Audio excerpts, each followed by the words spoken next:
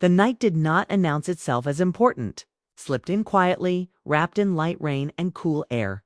The kind of night that usually passed without leaving a mark. Emily stepped off the bus in downtown Seattle, pulling her coat closer already, wondering why she had come out at all. Work had been heavy. Life felt paused between what was lost and what had not yet arrived. She told herself she would just grab a drink, sit for a while, and go home. The cafe sat on the corner windows, glowing soft yellow against the dark street. It was not crowded, but it was alive. People talked in low voices. Cups clinked. Music played gently, something slow and thoughtful. Emily chose a small table near the wall, set her bag down, and took a breath.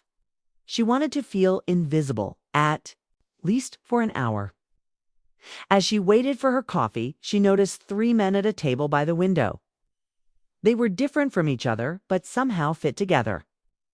One leaned back with easy confidence, smiling as he spoke. Another listened closely, hands folded, eyes focused. The third watched the street outside, quiet, his expression calm but distant. Emily did not stare, but she noticed the way they laughed. Laughter, not forced, not loud. Her coffee arrived. She took a sip and looked down at her phone, scrolling. Without interest, a sudden burst of laughter drifted from the window table, and she looked up again before she could stop herself. This time the man with calm eyes caught her glance. He smiled, not sharp or bold, just warm. Emily looked away quickly, surprised by the small flutter in her chest. Minutes passed. The rain outside grew stronger, tapping the glass like impatient fingers. Emily's thoughts wandered to old memories she had tried to leave behind. A relationship that ended without answers. Promises that faded. Nights spent wondering what she had done wrong. She felt that familiar tightness in her chest, the quiet ache she carried more often than she admitted. A voice broke her thoughts. "Sorry to bother you," the calm-eyed man said. "Do you know if the rain usually lasts this long here?" Emily looked up. He was standing beside her table now, hands in his pockets, posture relaxed. Up close, he looked even kinder. His voice was steady, gentle. She smiled a little. In Seattle, it can last all night. Or 5 minutes. Likes to surprise people. He laughed softly. "Guess we picked the wrong night to walk." Emily nodded. Or the right one. The words slipped out before she could think. He raised an eyebrow, amused. "I'm Noah," he said. "And my friends are Daniel and Lucas." Daniel nodded politely from the table. Lucas lifted his hand in a small wave, his eyes meeting Emily's for a second longer than necessary. "I'm Emily," she said. Noah gestured toward their table. "We were talking about how the city feels different at night. If you don't mind company, you're welcome to join us." Emily hesitated. This was not her plan. This was supposed to sit alone, leave quietly, return to her routine. But something about Noah's tone felt safe, like there was no pressure, no hidden meaning. "Sure," she said, surprising herself. "I don't mind." She moved her cup and joined them. Daniel introduced himself properly, his voice calm and thoughtful. Lucas simply smiled, but it was a deep smile, one that carried weight.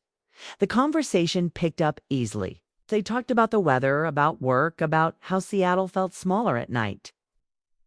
Daniel spoke about moving from Portland for a job he wasn't sure he loved yet. Noah shared that he worked in community planning, trying to make cities more human. Lucas said he was a photographer, always chasing light even when it hid. Emily listened, then found herself speaking too. She talked about writing, about how she once dreamed of publishing something meaningful. She admitted she felt stuck lately, unsure if she was moving forward or just standing still. No one interrupted her. No one tried to change the subject. Daniel asked what kind of stories she liked to write. Noah said he believed stories mattered more than people realized. Lucas watched her closely, as if memorizing her expressions. Time moved faster than Emily expected. The cafe grew quieter as people left. Outside, the rain blurred the city into streaks of silver and black. Emily realized she was laughing, really laughing. The sound surprised her. It felt unfamiliar, like something she had forgotten how to do. At one point, Daniel leaned back and said, "It's strange how easy this feels." Emily nodded. "It does. Like we skipped the awkward part." "Maybe some nights don't need it," Noah said. Lucas finally spoke more than a sentence. "Some nights just want people to be honest." The words settled between them. Emily felt seen in a way that was gentle, not overwhelming. She did not feel like she had to impress them or protect herself. She could just exist. The barista announced, "Last orders, the cafe would close soon." Emily felt a small pull of disappointment, sharper than she expected. She did not want the night to end yet. Outside, the rain had not stopped. If anything, it had grown heavier. Noah checked his phone. "Well," he said, "looks like we're all stuck for a bit." Daniel smiled. "We could make a run for it." Lucas shook his head. "Or we could let the night decide." Emily laughed. "That sounds dangerous." "Only a little," Noah said. They paid and stepped outside together. The cold air hit Emily's face, fresh and alive. The rain soaked the sidewalks, reflecting neon lights and traffic signals. The city looked unreal, like a painting still, in progress. They walked without a clear plan, following the street toward the waterfront. Their footsteps splashed lightly. No one hurried. The night seemed to stretch around them, wide and patient. As they walked, the conversation deepened. Daniel spoke about fear of choosing the wrong future, of waking up years later with regret. Emily understood that fear well. She admitted she often felt like she was waiting for permission to live the life she wanted. Noah listened closely. "Sometimes," he said, "permission comes from moments, not people." Lucas lagged behind, slightly, walking beside Emily. "Do you believe in moments like this?" he asked quietly. Emily thought for a second.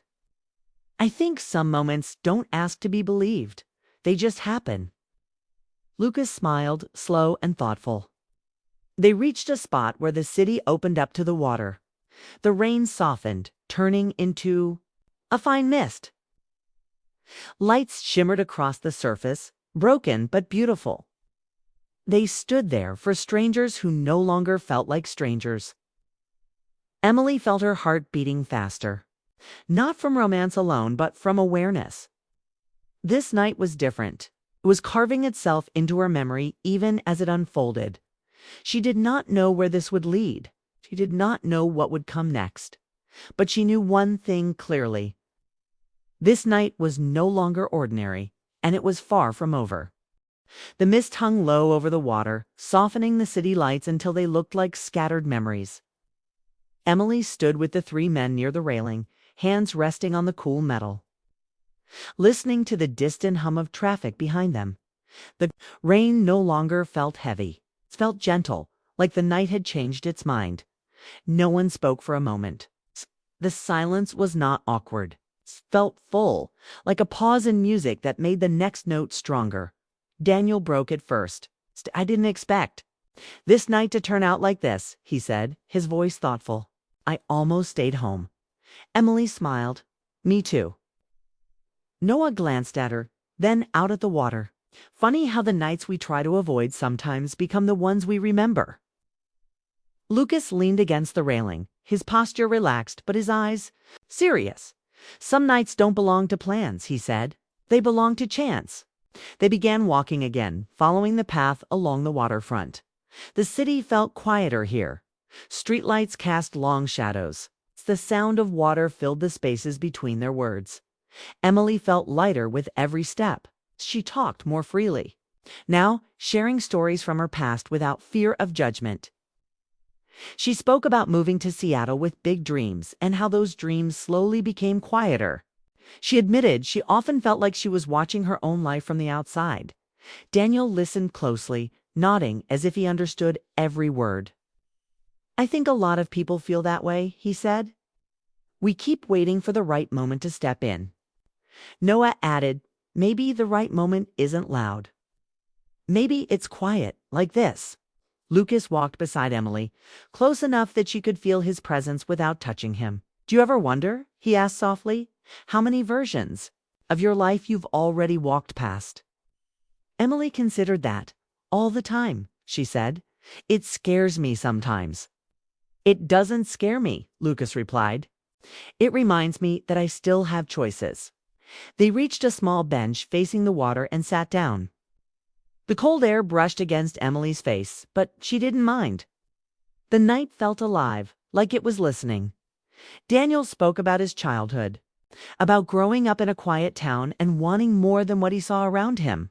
He admitted that chasing success sometimes made him feel empty. I thought moving cities would fix that, he said. But it followed me. Emily understood that feeling well.